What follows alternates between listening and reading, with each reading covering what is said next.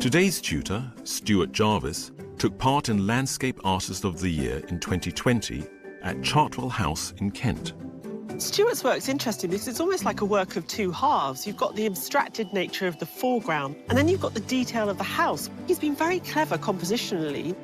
Where his powerful charcoal drawing earned him a place in the top 3. The second artist on the shortlist is Stuart Jarvis. Stuart's drawings explore architecture and cityscapes, which is why he's leading today's masterclass, Perspective in Urban Landscape.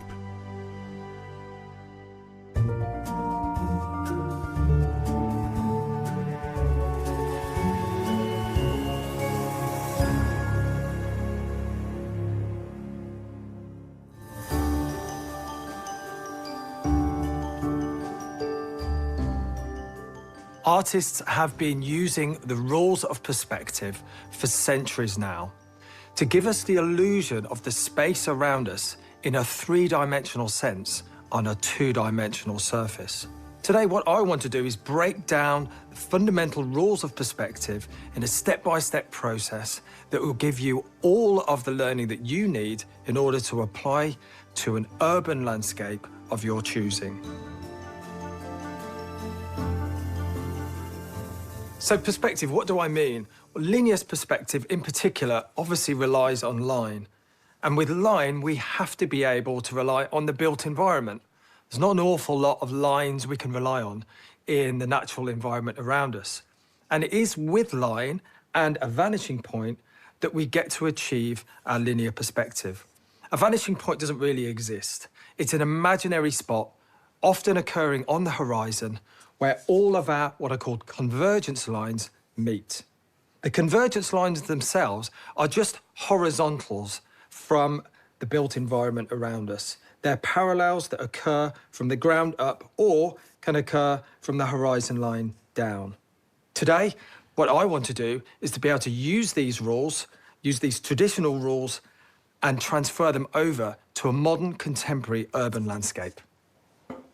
What I've got here is a series of pink lines, each operating together, carrying themselves through some really strong fundamental parts of the interior of this underground station. They're like little reminders for me as I look at the composition as to where my lines might exist when I start with a drawing. All of those pink lines are heading towards a vanishing point, which I've established. But before we get to that stage, what I want to do is talk about this gridding. And the gridding out using the blue line offers us an opportunity to be able to really get the proportions spot on. I chose this image in particular. It's a really striking image. It's full of perspective lines, full of convergence lines that operate from all angles towards the vanishing point, both on the track and platform level, but all of this incredible detail that's found here in the rooftop.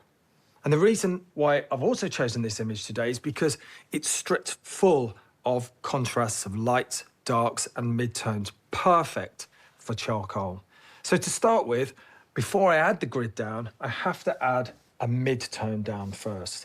And to do that, I get myself a piece of sort of fat, chubby charcoal like this. So when I'm ready, hold it flush against the paper and start working it in vigorously. Just try and cover the entire paper to begin with in one even distribution of charcoal.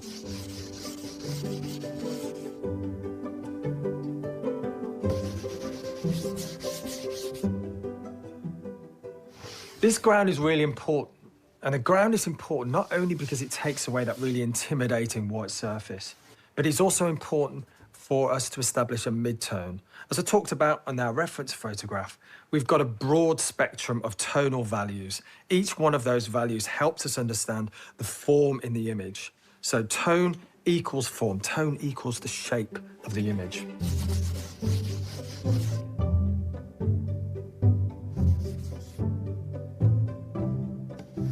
So now I'm ready to divide my paper just like I've divided my reference photograph. So you just subdivide the horizontal by a half and the vertical by a half to begin with.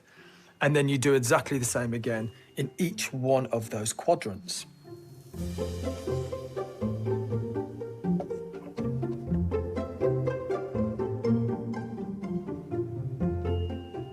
I feel like I'm ready now to start the drawing process, but before I start looking at the interior space and start pulling apart the railway lines, the tiles, the figure and so on, I've got to get that vanishing point right.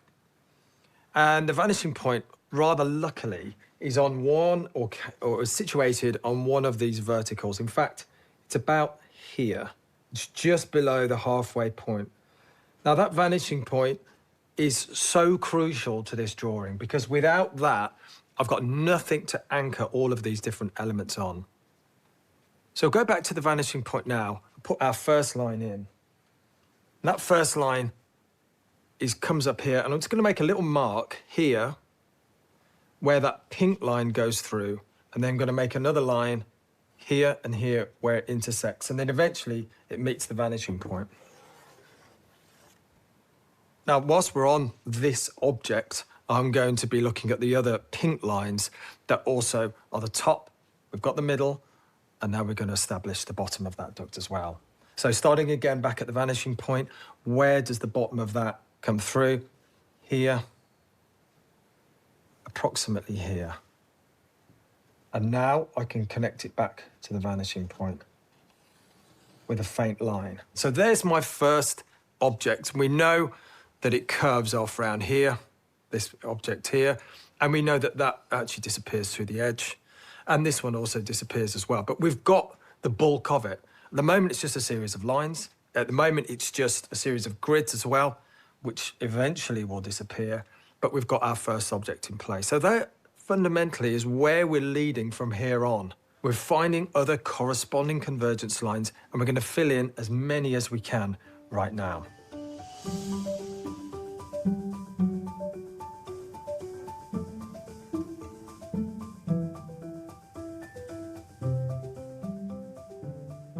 So the next stage is to consider every other line that we need to consider in addition to those convergence lines. So one of the lines that I'm going to get in first is a really strong horizontal line which sits just above the vanishing point and spans the entire square. I'm just going to try and get that thickness right as well. And then it tapers off. I'm just going to use the edge of the charcoal to create a nice sharp edge. And that more or less ends in a vertical here. And then there's a little bit of space between the top of that and the light. And the light ends just here. I'm just going to put a little horizontal mark on that as well. Without drawing all of these convergence lines in, you're not going to get a true sense of your chosen reference. And if you've drawn one of them, you kind of have to draw the rest because they're all corresponding with each other. They're all in and battling in relationship with each other.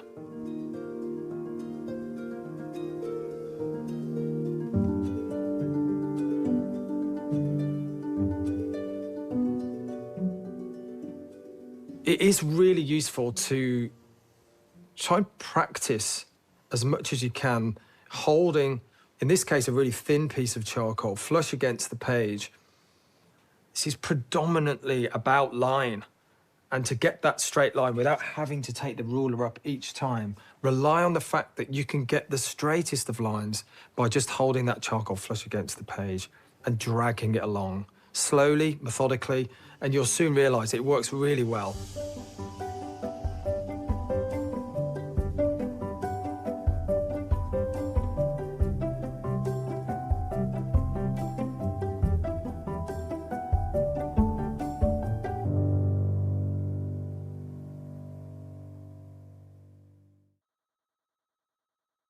So now I'm ready to start to apply tone down. Remember, tone and form are closely linked. If you get the values of light and dark correct, you will get an even more, greater increase in that sense of depth. To begin with, just going to use a putty rubber, and the putty rubber will enable us to look at those big, light, broad areas to begin with. I'm not worried about intricate areas. We'll come to that in a minute because we've got some tools and techniques to enable you to get really interesting outcomes. So I love this part when we start to bring things together. Let's get the putty rubber, let's point it and shape it so that we can work into some of these areas easier. So I'm going to start here on this horizontal piece and just work that across. Don't worry if you're kind of going into different areas or you're getting rid of the line. There's enough information to keep us on track, no pun intended, as this drawing develops.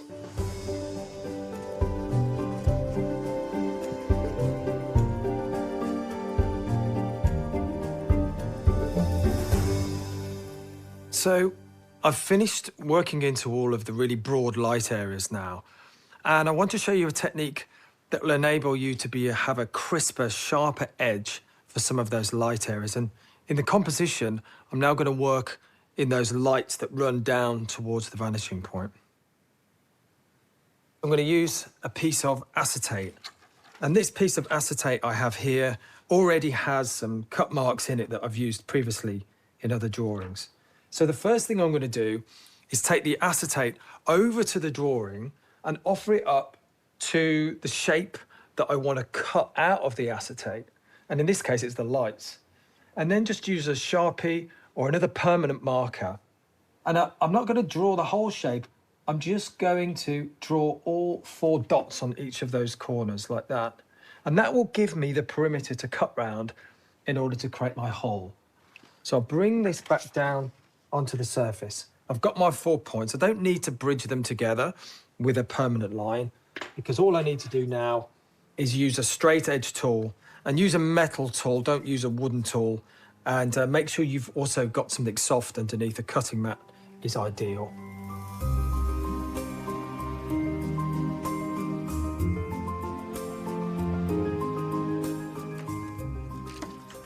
So now I've cut the holes out of the acetate. I'll hold those up to where they were before. So where I want them to be, you've just got to make sure you've got a really good grip. So hold my thumb on that acetate and just drag it over the smaller hole here. And as you lift that away, you can see I've got these lovely sharp edge marks in here. There is another tool as well, and that's the straight edge tool. If you didn't want to cut stencils out, you can use the straight edge tool and just offer that up to the line where you don't want the rubber to go over into that corresponding space. So if I just work that rubber along here now, make sure you secure against the board, rub it along, take it away, and there you've got that nice crisp line to deal with. Okay, at the moment, I'm just operating on 2 levels of tone. I've got my mid-tone, I've got the lighter area here, and I'm going to start working on some of the darker areas. So back to the willow charcoal, and you want sort of like a medium-sized willow stick for this. And we're going to start with the broader areas of dark tone to begin with, and we're just going to fill in those areas. So the perfect starting point for that will actually be, let's just block in that tunnel. And just fade off that slightly. But most importantly, we've got the railway line itself. Now, this whole entire space in here, this whole entire triangle here is dark. And I've already drawn some other convergence lines in there. I'm just going to ignore those for now. I can come back to that later. Because what I don't want to do is get all fiddly with these intricate details and marks without blocking in that tone first. So think about layering, think about working from back to front, working from broad areas to detail areas. And that's a really important message for a lot of the drawing that we're doing.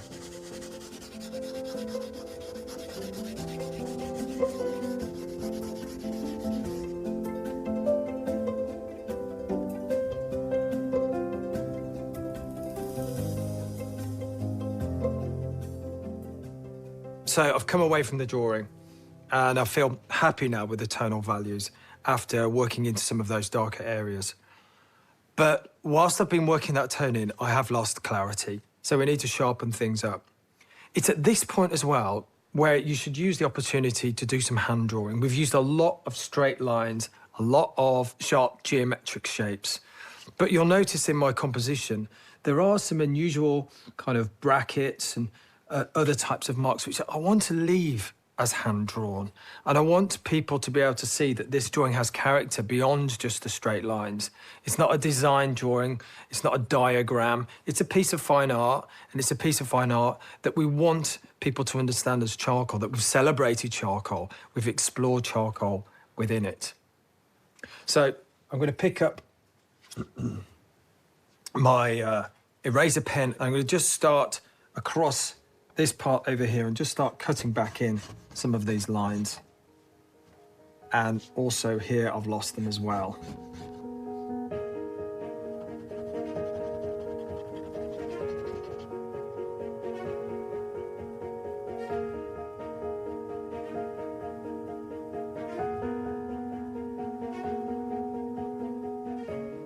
I think it's really important to remind people just how detailed you need to be in that distance towards the vanishing point. If you get that level of intricacy right, and those objects getting smaller off into the distance, then we get a really good sense of depth. After all, perspective is all about depth. So let's take care to make sure that the lines that we're using, the eraser pen, right in the background, are detailed, they're careful, they're fine. There's some illuminations back here as well. There's some lights that we're going to put in, but there's also an information board.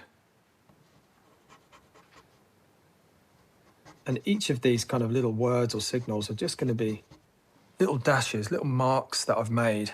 Okay, so lots of hand drawing around here. We're going to use the charcoal in a moment, but I'm just going to use a little bit more mark making with the rubber eraser, just to allow us to understand how these reflections are bouncing back off the top of these metallic panels.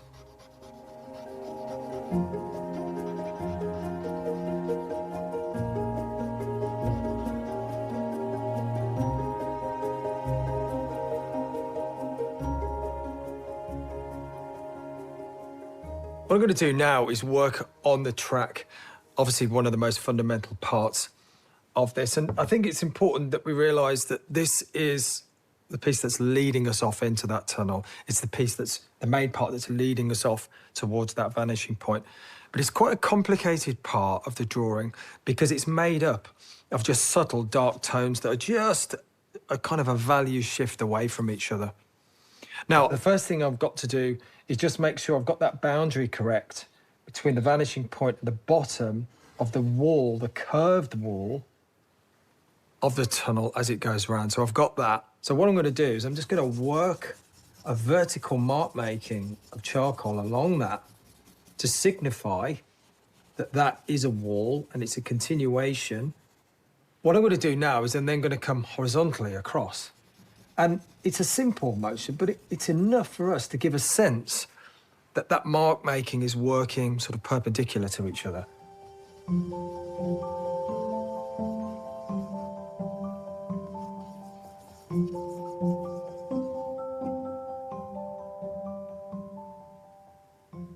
Now, what else have we got going on? We've got these white dots that sit on top of posts. There's one just the other side we can see. And then we've got a top level, which has these little, what's seemingly a little metal segments that run, slowly getting smaller towards the vanishing point. So what I'm going to do is I'm actually going to work those in with another charcoal piece and mark here. Now, what I want to do is get quite a blunt mark, just a single blunt mark. So I'm going to use that blunt edge against my straight edge tool.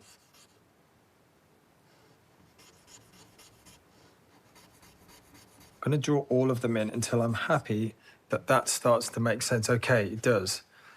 But I need a device to help me run along that line. So let's get another convergence line in that sits on the top. This will be the last one for the track, but it's an important one that kind of signifies the central location of those marks as they're disappearing off.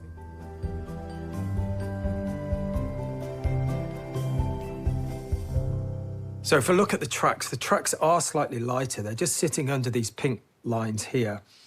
And I'm just going to get those into position now, but I'm not going to work them anywhere near as hard onto the surface as I did that platform edge. Just softly work those along to the convergence line. Okay, that's great. It's not too obvious, it's not too sharp, it gives us a suggestion of that rail as it disappears. There's a couple of other lighter areas in there as well, but I'm just going to do and continue the tidying up needed in some of these panels running alongside here.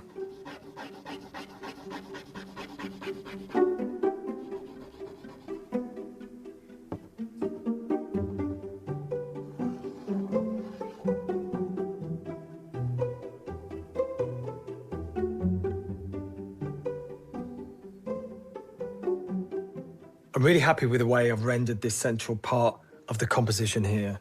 The marks in here I think are really interesting, both with the charcoal and with the pen eraser as well. So I've now got to try and peel that out and use that as an influence to make some more expressive marks up into the rest of that composition. And don't be afraid as well to make some expressive marks. If you feel that some of the refined areas are under control, remember we're using charcoal. Remember it can be used expressively. Nothing's going to change from the composition itself. You're not going to cover anything up. So just let loose a bit and show a little bit of creative endeavour and experiment.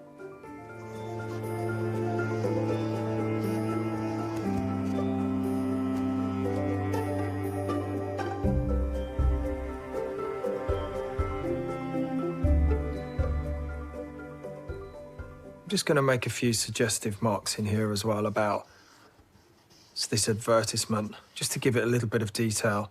There's a certain symmetry taking place here, so I'm not going to draw any of the figures or indeed try and write any of the advertisements, but just try and make a general mark in here. You could push the charcoal in as well and then work it back over the top,